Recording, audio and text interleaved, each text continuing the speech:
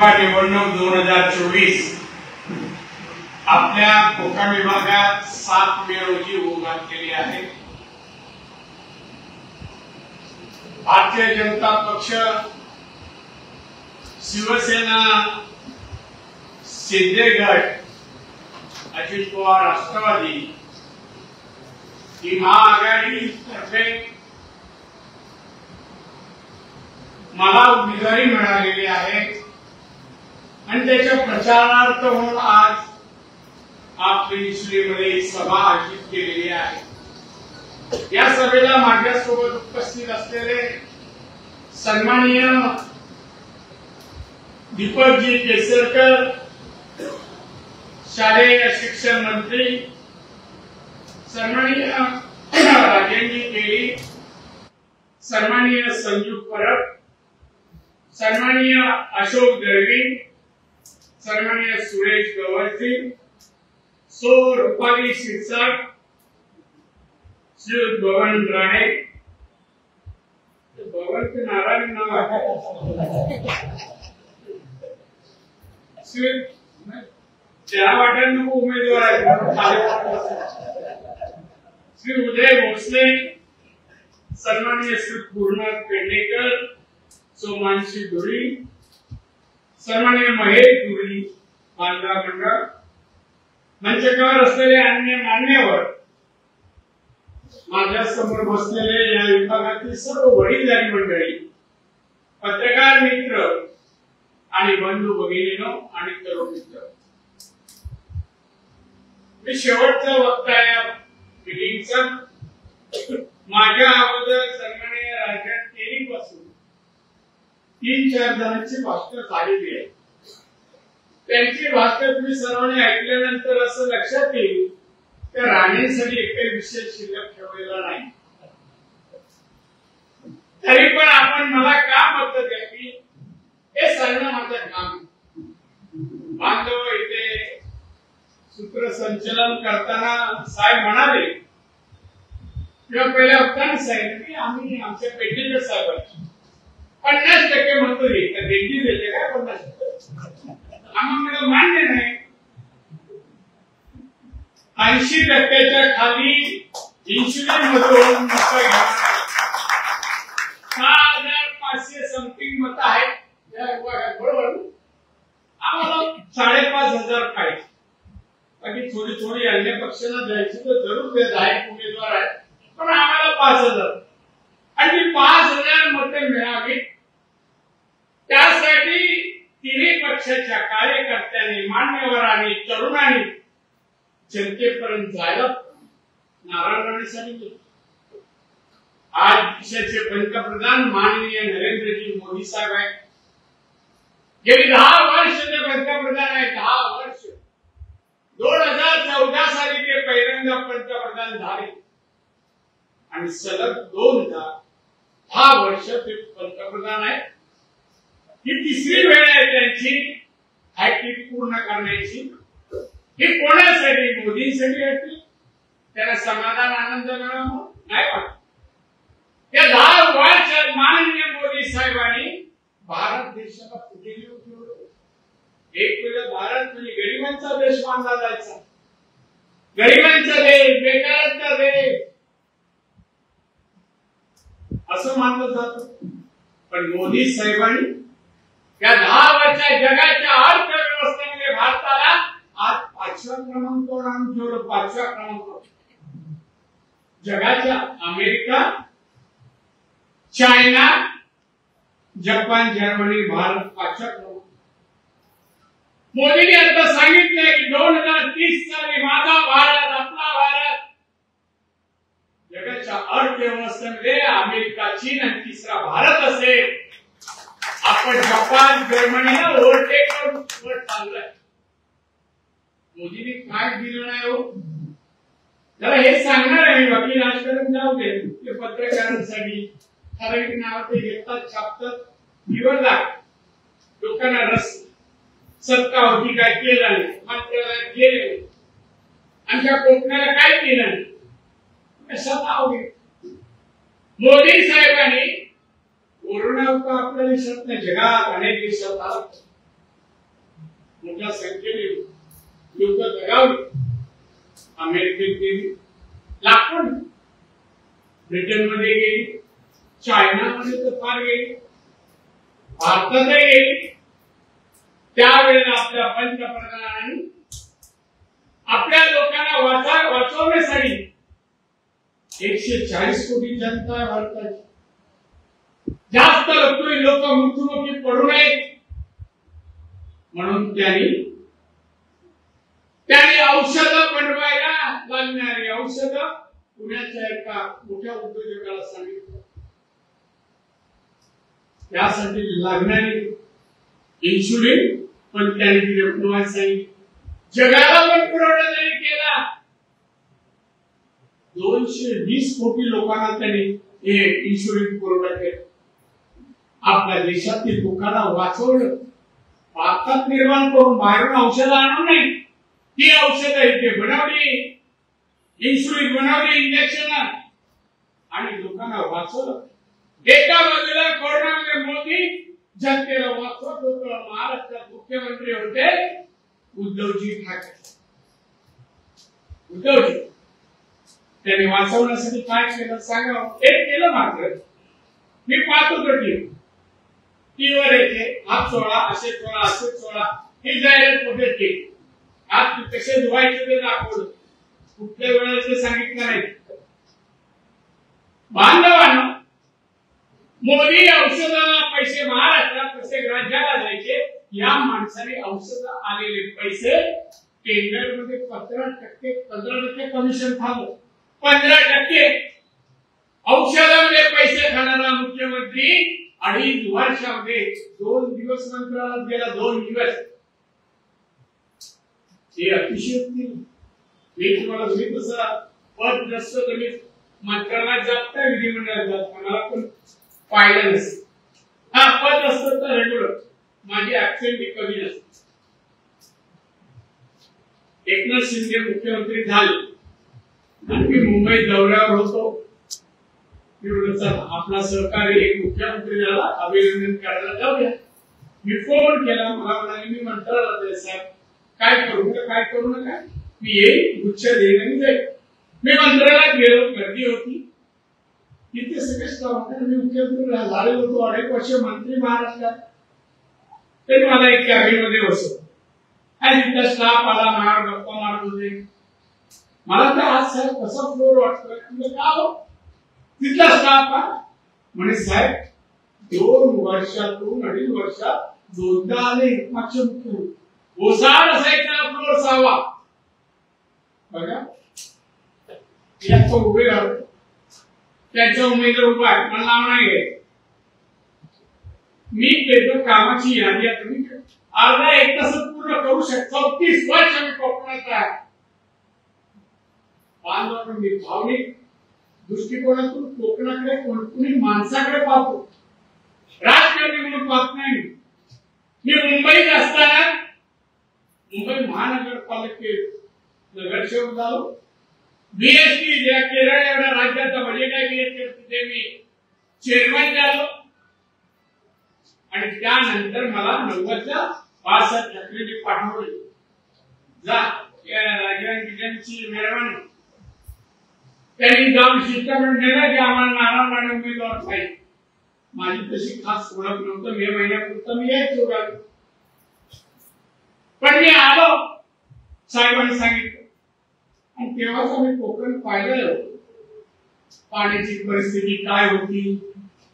आमच्या आया भगिनी कळशी पाण्याला 5-5 किलोमीटर जावं लागतो आंबोलीला वगैरे.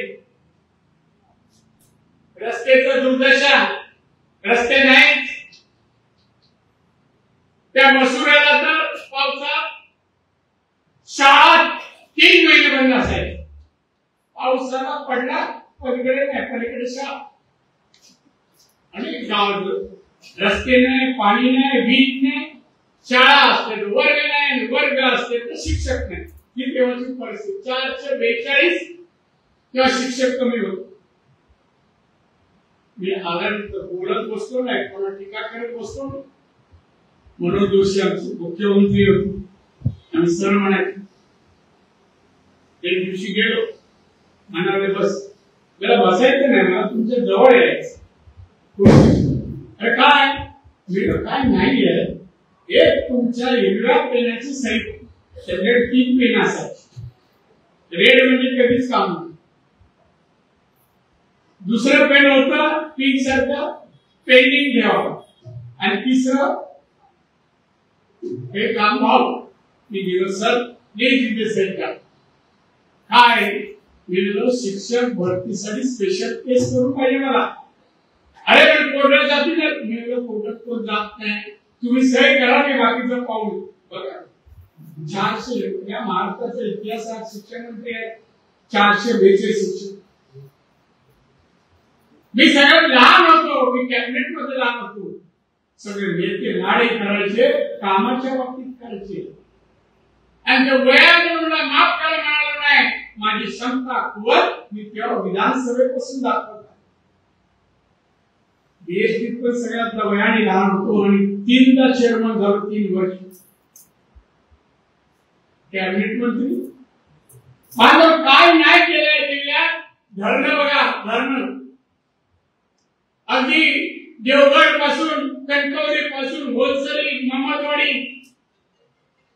महमदवाडी वगैरे अनेक धरणं, मोठी धरणं 800. आणि चालू का आपण थांबू. आपल्या शब्दावर कोण जाणार नाही. काल परवा एक नोटीस आली, मला सांगितले दोडामार्ग दादा थांबवा. मी कलेक्टर थांबू. पण जो विकास आज तुम्ही मला सांगा, दोडामार्गच्या बाजूला गोव्याचा विमानतळ मोकळा झाला. आज 75 विमान सुरू झाली आहेत. अजून इंटरनॅशनल व्हायची आहे. 150-200 विमानं तिथून बाजूने दोडामार्गच्या बाजूने जाणार. असंख्य 5 स्टार, 1, 2, 3 नाही, 25-20 जणांना आता जागा घेतल्या 5 स्टार साठी. शोरूम होती, आपल्या लोकांना नोकऱ्या उपलब्ध होती. मी त्याच्या बाजूला आपल्या दोडामार्गच्या आतमध्ये एक 1200 जागा, एकर जागा रिझर्व ठेवली. का ठेवली ती? मी ओरसला टेक्निकल सेंटर चालू केलं आमच्या डिपार्टमेंटला. टेक्निकल सेंटर कोणत्या विषयाचं? इंजिनिअरिंग अँड फूड प्रोसेसिंग, आधुनिक मशिनरीचं प्रशिक्षण, लेटेस्ट टेक्नॉलॉजी. फूड प्रोसेसिंग म्हणजे लेटेस्ट टेक्नॉलॉजी मध्ये एका बाजूला टाकी ज्यूस भरून ठेवला तर बाटली भरून 8 तासात 1 लाख बॉटल बाहेर. 1 लाख बॉटल ही आधुनिक टेक्नॉलॉजी. आपल्याकडे 1000-2000 8 तासात आल्याचे शकत नाही. मुलगा असो मुलगी असो, अधिकारी व्हावं लागतील, तिथे हॉस्पिटलही होईल, तिथे हॉटेलही होतील, तिथे रेसिडेन्शियल घरं पण होतील. 500-1000 कारखाने तिथे काय झालं. पण हे माझ्याकडे आज सांगा, कणकवलीमध्ये कोच नारळाच्या किशीपासून, रस्सीपासून 200 पेक्षा जास्त उत्पादन प्रोडक्ट काढले. त्याचं ऑफिस कणकवली. असे कारखाने कोणाला काढता. नारळ चढायला आपल्याकडे माणूस लागत नाही. लागला तर आपल्याकडे नेपाळी काम करतात देवगडला. आता आपले लोक झाडात चढत नाही आणि मशीन पण निघाली. आपोआप हँडल मारले तर वर जाते, नारळ घेऊन खाली. नारळ वरचं शाळाचं वरचं हे ते काढण्यासाठी पण मशीन, नारळ तोडायला पण मशीन, नारळाचं रस बनवणारी पण मशीन, सगळं आठवण. आणि 2-3 लाखामध्ये. आणि त्यासाठी आपल्या इकडे डिव्हिजन 3च्या राज्याचं मेन ऑफिस कणकवली. मी भाडं घेतलं नाही.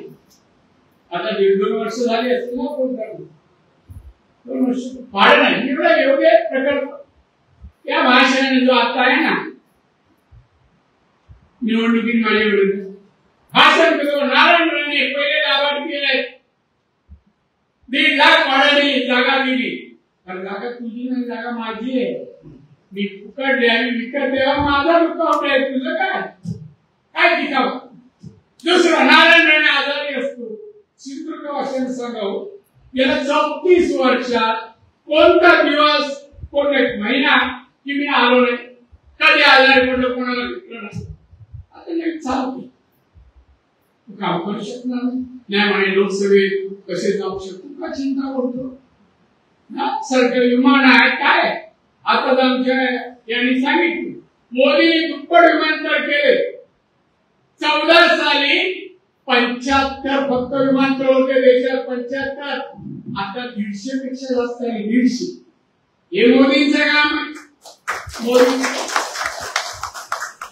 बांधव किती प्रकारचे टीसी झाला कोर झाला अगरबत्ती बनवण्याचा उद्योग आपण महिलांसाठी सुरू केला.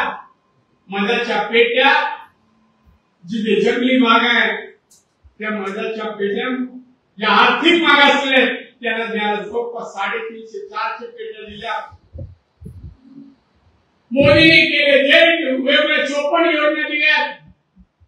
प्रत्येक मतदारसंघात विधानसभेच्या 60-70 हजार लाभार्थी आहेत. याच्या अगोदर पंतप्रधानांनी काय दिलं, कोणी काय दिलं? हो मुख्यमंत्री होता एकदा या शिवसेनेत काय दिलं? आमच्या कोकणाला आम्हाला जाऊ द्या, कोकणाला काय दिलं? एखादा रस्ता एखादा ब्रिज. हो मी मुख्यमंत्री होतो एकाच वेळेला 28 ब्रिजला पैसे सँक्शन करायचे. माझे उपमुख्यमंत्री होते आमचे मुंडे साहेब, त्यांच्याकडे पीडब्ल्यूडी माझ्याजवळ आले आणि सर हो तुमच्या एकाच विभागामध्ये जिल्ह्यात काही ब्रिज म्हणजे तुम्हाला पाहिजे का ब्रिज तर मला सांगा. माझ्या ब्रिजवर चर्चा करू नका, होईल काम चालू आपण जास्त चर्चा करत नाही का बोललं ते करून घेणार कावेरी जिल्ह्यात विमानतळ चौपदरी रस्ता कसं वाटतंय गेलं जसं अमेरिकेच्या रस्त्यावर जातो असे रस्ते तिकडे रस्ते भेटत नव्हते. नॉर्थ मध्ये एवढे बसत नाही. मी चव्हाण नावाचे सेंट्रलचे मिनिस्टर होते तेव्हा मी गेलो त्यांना भेटलो. गोवा मुंबई जोडणारा प्रमुख रस्ता आहे. गोव्याला टुरिझम आहे, सिंधुदुर्ग पण टुरिझम आहे बनवलाय. प्लीज जरा चौपदरीकरण नाव सुद्धा बसवा. त्यांनी बसवला, सुरू झाला भुजबळ. महाराष्ट्राची पिढी म्हणतो हा रस्ता झाला. पाटबंधारे तुम्हाला सांगितलं सगळे पूर्ण होतील प्रकल्प त्या महाराष्ट्राच्या सरासरी बरोबर आपला जिल्हा पाण्यामध्ये असेल. टँकर नाही लागत आपल्याकडे, पूर्वी टँकर असायचा. टँकर मुक्त महाराष्ट्र एक काय जिल्हा आहे कोणता? सिंधुदुर्ग. हे तुम्हाला माहित असावं सांगतोय मी, कधी सांगायला आलो नाही हे करतोय ते. मी सुरुवातीला म्हणालो मी सिंधुदुर्ग एक भावनिक सिंधुदुर्ग आणि लोक भावनिक दृष्टिकोन पाहत. कारण आहे मानतो माझा जन्म कणकवली वडवळे गावात झाला. मी 6 वर्षापर्यंत गावी होतो. नंतर वडिलांनी मुंबईत नेलं शिक्षणासाठी. मे महिन्यात तेव्हा तरी यायचो 10-12 दिवस. पण इथल्या गाव इथली लोक मला खात नाही. आज कुठे दिल्ली असो महाराष्ट्रात असो कुठल्या पदावर असो चिठ्ठी आली हे अमुक अमुक इन्शुरन्सचा सांगतोय पहिलं प्राधान्य येऊ. त्यासाठी माझं वैद्यक सेपरेट आहे. साहेब तुम्ही पण ठेवा सेपरेट होईल. विचार गवळीला तिथे गवळी म्हणजे देव. सिंधुदुर्गातले लोक आले त्याच्याकडे जायचं काम सांगायचं आणि तो मला ब्रिफिंग करेल या कामाचे लोक आले आणि ते कामाला सांगायचं. आज तुम्हाला मी आलो त्यावेळेला आपलं उत्पन्न दरवेळी उत्पन्न काय होतं 35,000. 95 मध्ये सांगतोय तेव्हा निवडणूक होती 35,000. आज विचारा 2,40,000 आपलं पर कॅपिटल इन्कम झाला दरवेळी. हे थांबणार नाही. मी सांगितलंय पुढच्या वर्षी म्हणजे अजून 1 ते 1.5 वर्षात आपलं पर कॅपिटल इन्कम 3.5 लाख व्हायला पाहिजे आणि त्यासाठी मेहनत करायची. तुमच्यासाठी चांगलं वाक्य तरी सतत काळात पडलं.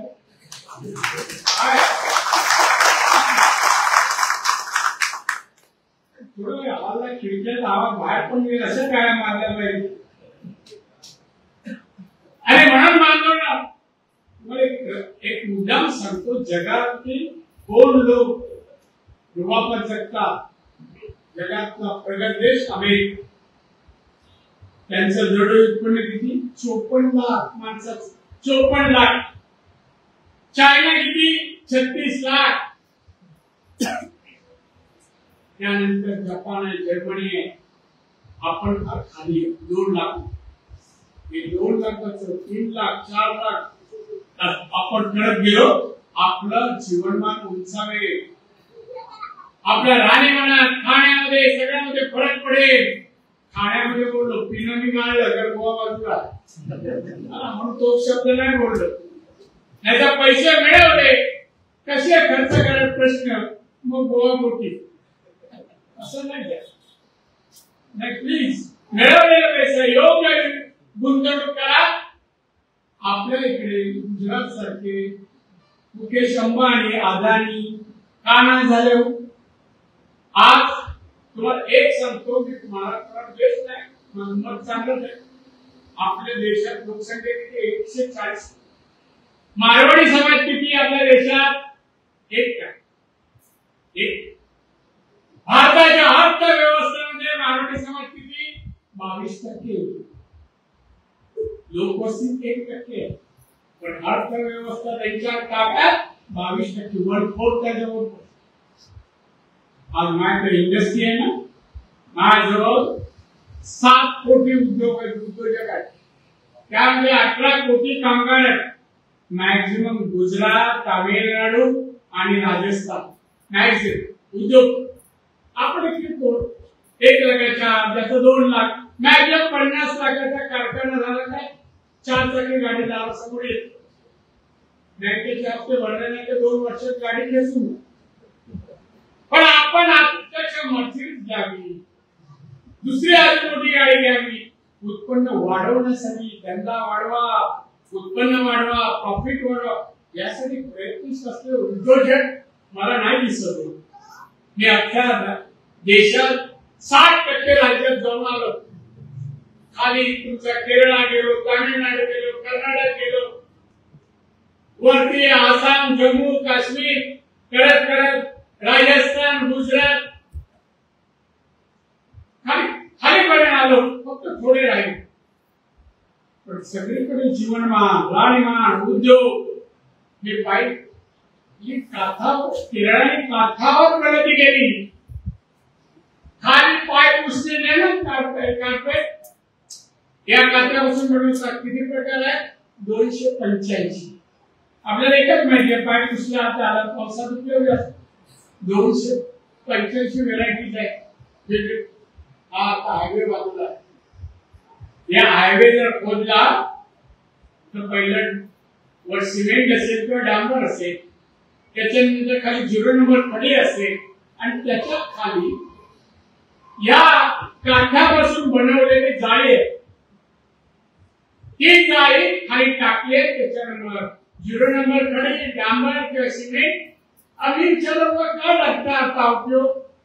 पुढे काठामुळे पाणी राहत नाही, रस्त्यावर निचरा होतो, म्हणून आता वापरायला लागले. बघा, नारळाची किसी आपण काय करतो? फेकून देतो, लावून टाकतो. पण काय काय बनवतात बघा. त्याही पुढे जाऊन सांगतो. एक बँगलोरचा उद्योगपती आला माहिती, चांगला सुद्धा मुद्दा होता, घरी जायला कंटाळा गेला. सांग मुझे मिलना है आपसे, बोलिए क्या काम? बोले सर मैं कार डीलर, मैं जो रस्सी बनाता है और उससे जो कचरे के माफी नीचे आपण भोगा म्हणतो, त्या तो जो खाली पडतो त्याच्यापासून मी प्लाऊड बनवतो. प्लाऊड बनवतो, फर्निचर बनवतो, एक्सपोर्ट करतो. 50 एकर मध्ये त्याची फॅक्टरी. उलाढाल त्याची उलाढाल 800 कोटीची, 800 कोटी वर्षात. बघा, एक बँगलोरी माणूस कर्नाटक. काय आपण जी जो आहे भुगा पडतो, आपण एकत्र करून क्षेत्रात टाकतो, जाऊन आप यहाँ क्यों आए? नहीं, मुझे यहाँ कारखाना लगा. म्हणजे जरूर लागेल. मी भुग्याचे तरी पैसे लोकांना मिळतील. काय असेल 5 रुपये 2 रुपये, काय ना भाजी तरी येईल. मग त्याला मी परवानगी दिली, तुला जागा कुठे पाहिजे. एक गोशाळा मी करतो, मुद्दाम सांगतो मी, राष्ट्रवादीचं घड्याळ आहे ना थांबत करंजाला कणकवलीला एक गोशाळा चालू. मी बऱ्याच देशात गोशाळा पाहिला, गुजरात ठिकाणी पाहिलं. मला काही गोष्टींची हौस. तुमच्या आंबा काजूपेक्षा मी शोची जी प्लॅन असतात ना, मी शोधाला पुन्हा पुढे पाहिजे. दुसरी आपल्याला हवी पिक्चर टीव्ही वगैरे आपण बातम्या सोडतो. आणि ती त्या गोशाळेत पाहिल्यानंतर मी गोशाळा 23 एकर मध्ये होते. कारण काय त्या गायी आहेत, गीर जातीच्या गायी, या राजस्थान मध्ये मिळते. गाय 3 लाखाच्या खाली नाही, एक गाय ही 20 लिटर पेक्षा जास्त दूध देते. मी 100 गाय बुक केले. शेण येईल त्यांचं, त्या शेणापासून खत बनवणार. विकाय खत, त्या शेणापासून गॅस बनवणार. जेवण बनवला गॅस तो बनवणार. एवढंच काय, तुम्ही टेकून करायला भिंतीला कलर आहे की नाही, तो कलर पण शेणापासून बनव. जयपूरला पाहून आलो, शेणापासून रंग बनवणं 180 रुपयांनी विकतात ती फॅक्टरी. हे सगळे मी कणकवलीला सुरू करा. पाहायला चालू झालं जरूर या, 2 महिन्यात सुरू होईल बांधकाम आमची. आणि त्याच्या बाजूला नुसतं दूध, दुधाचे सगळे चिकन बिकन चीज बटर सगळं बनणार, एक्सपोर्ट होणार. आणि त्याशिवाय त्या गोशाळेच्या बाजूला गोट फार्मिंग, शेळ्या मांड्यांचा प्रकल्प आणि पोल्ट्री. आता तुम्ही आपला जिल्हा मागे राहिला नाही. तुम्ही कोंबड्या खाता, नॉनव्हेज बहुतेक जण आहेत. आपल्या खारेपट्याला या जिल्ह्याच्या शेवटी एक तरुण आणि शिकलेला तरुण आहे, त्यांनी पोल्ट्री सुरू केली. कशी पोल्ट्री? माझा 1982 पासून मुंबईत व्यवसाय, मुंबईत माझा भाऊ करतो. पण तेव्हापासून आहे पोल्ट्री, रिटेल शॉप आहे दोन. इथे त्यांनी पोल्ट्री चालू केली. अंडा देणाऱ्या कोंबडे, कशात? एअर कंडिशन मध्ये कोंबडे जाऊन पाहू, एअर कंडिशन. आणि हमखास एवढी अंडी म्हणजे एवढी अंडी त्या ठरलेल्या दिवसात येत. चांगल्या प्रॉफिट मध्ये. मी गेलो त्या अहमदाबादला, एक गोशाळा पाहिली. गायना पण एक एअर कंडिशन मध्ये ठेवलंय. काही ठिकाणी फॅन आहे, काही एअर कंडिशन आहे. 4 गाय, मग एक साफसफाई करायला माणूस आहे. आपल्याकडे बांधली का बांधली, जाऊ दे ना, कोण विचार, शेत तर बघणारच नाही. ते गायला पवित्र म्हणतात.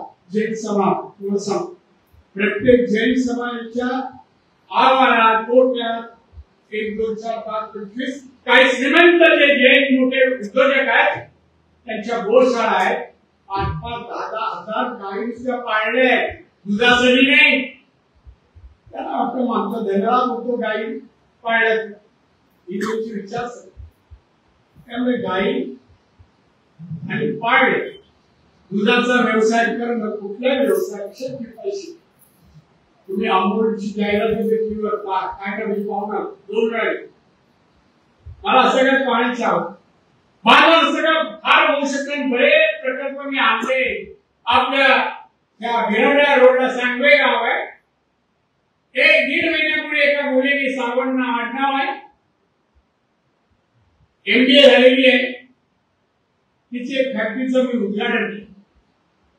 सांगा कसली फॅक्टरी असेल? गवती चहा पासून ऑइल बनवायचा कारखाना. गवती चहा, सर्दी झाली का चहा टाकायची, तेवढा पुढे आपण कुठीतच लावतो, शेती करत नाही गवती चहा. तिने शेती केली, बाहेर गवती चहा विकत घेते, ऑइल बनवते. उद्घाटनच्या दिवशी तिला मी विचारलं, तू हे ऑइल कसं किलोने विकणार आणि कुठे विकणार?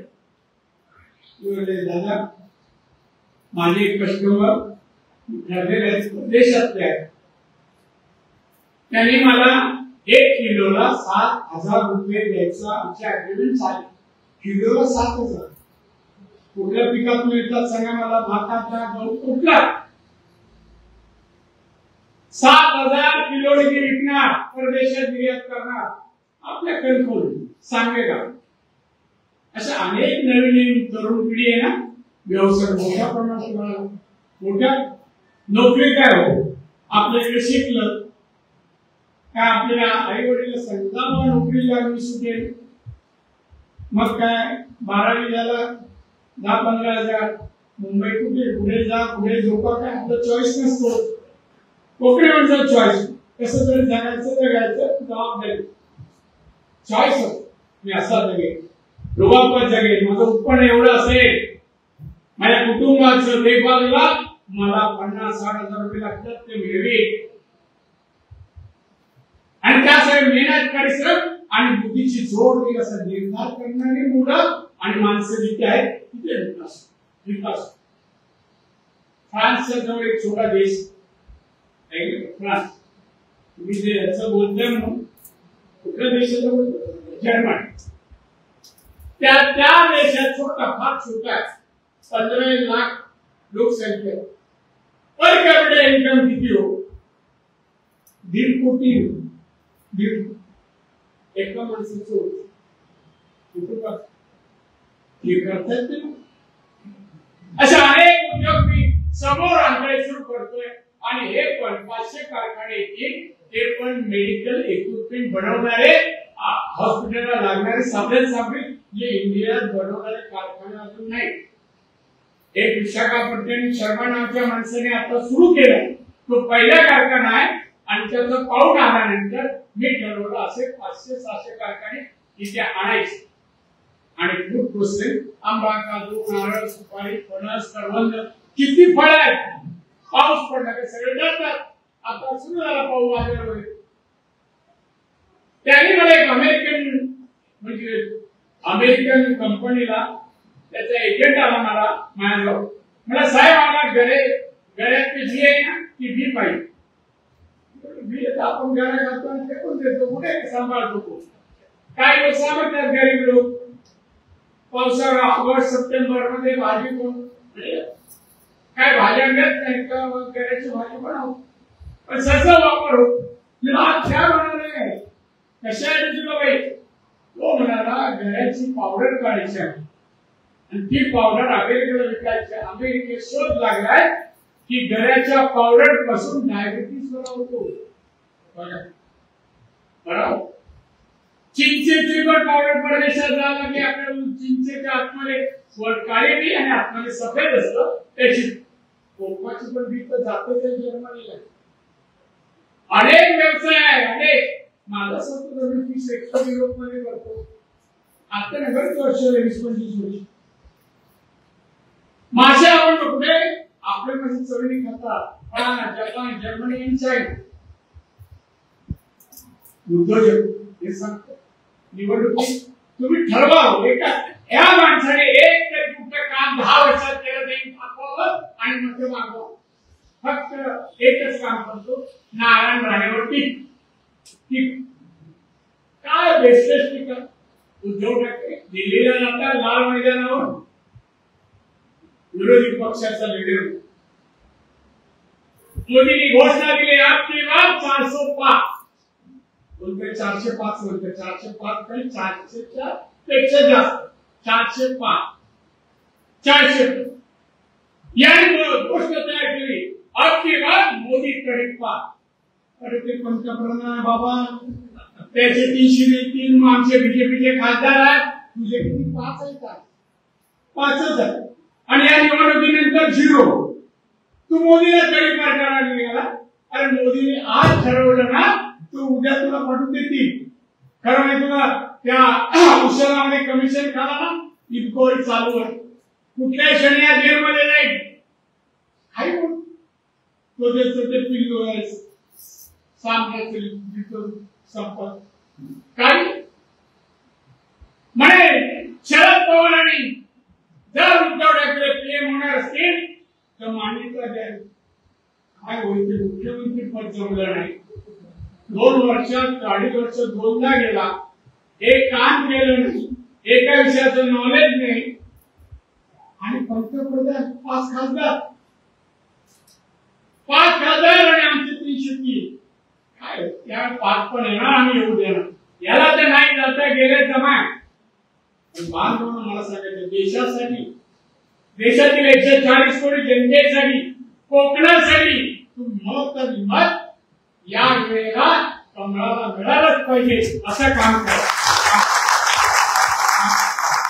नारायण राणे म्हणून नाही, पंतप्रधान असे पंतप्रधान भारताला मिळाले म्हणून जगात एक कर्तृत्ववान पुरुष म्हणून आमच्या मोदी साहेबांची कीर्ती झालेली आहे, बहुमान मिळतोय, लोक कौतुक करतात. अमेरिकेच्या अध्यक्षांनी त्यांचं कौतुक केलं, आणि म्हणून असे पंतप्रधान देशाला विकसित विषय नेत आहेत, महासत्तेचा आणि आत्मनिर्भर भारत बनवण्यासाठी नेत आहेत. तरुणांनी उद्योगधंदा करून समृद्ध भारत बनावा या संकल्पनेत काम करणारे मोदी साहेब यांना निवडून देणं आपला खरा धर्म.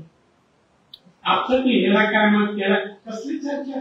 10 वर्षात त्यांनी कर्तृत्व आणि देशाची प्रगती समोर घेऊन येऊ. माझी कोणती साहेब मैदानचा प्रश्न खेडेगावात टॉयलेटचा संडासाचा किती टॉयलेट बांधून दिले मोदी साहेबांनी 10 वर्षात. 11,72,00,000. उद्धव ठाकरेला बोलावं तर असं लिहून दिले आकड्यामध्ये 11,72,00,000 आकड्यामध्ये लिहून शक्य नाही.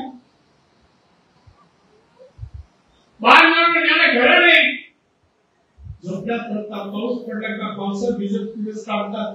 अशा 4.25 कोटी गरिबांना पक्की घरं मोदी साहेबांनी दिली.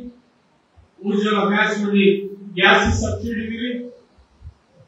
घरात आजारी माणूस पडला, औषधाला पैसे नाही, आयुष्यमान भारत कार्ड त्या कुटुंबाला 5 लाखाची योजना सुरू केली. महिलांसाठी उद्योग, त्या उद्योगाला सबसिडी 35%. महिलांनी तुम्ही उद्योग सुरू केला, लोन घेतलं सरकारकडून, 100 रुपये उधार सांगतो, 100 रुपये लोन घेतलं, तुम्हाला 65 परत करायचे, 35 माफ आहे. अशा आणि त्यात मागासवर्गीय असेल, आदिवासी असेल आणि महिला असेल तर 90% सबसिडी, 90%. 100 रुपयाचं कर्ज 90 रुपये माफ, 10 रुपये भरायचे. हे मोदींचं कर्तृत्व आहे. अरे असा व्यक्ती पाहिजे की नाही. काही बोलता तरी पण हा अवकाश आहे. मोठ्या माणसाला या कोकणात अपशब्द आणि वर पण पाहत नाही आपण. मोठ्या माणसाला का मस्त का व्यापक नमस्कार झाला काय करायला. बांधवांनो, हे शिवसेनेत मी 39 वर्ष माननीय बाळासाहेबांनी शिवसेना स्थापन केली ना, ती मराठी माणसाच्या न्याय हक्कासाठी, हिंदू धर्माच्या रक्षणासाठी. शाळेत होतो मी, तेव्हा शाळेत 15 वर्षाचा होतो. मला मेंबर करून घेत नव्हते, 18 नाही वय. मग एक उंचा पुढा मला मित्र घेतला, त्याला 2 रुपये दिले मी. त्या परत पैसे वाय उभा राहिलो. परत तुझं नाव थोडा वेळा श्री नारायण राणेचा नाव सांग, 2 रुपये दे, रजिस्टर आली का मला असे मेंबर असं त्यावेळेस. अरे त्यावेळेस शिवसेनेने जे नाव केलं, दरारा केला मराठी माणसाच्या न्याय हक्काचे भांडण, त्या उद्योग नाही. हा इतर वेळेवर मागोवा आलाय. त्या काही संबंध नाही. तेव्हा बाबजी असताना तोही होता. बाळासाहेब त्याला मुख्यमंत्री बनवलं, त्याला नारायण दिसतो.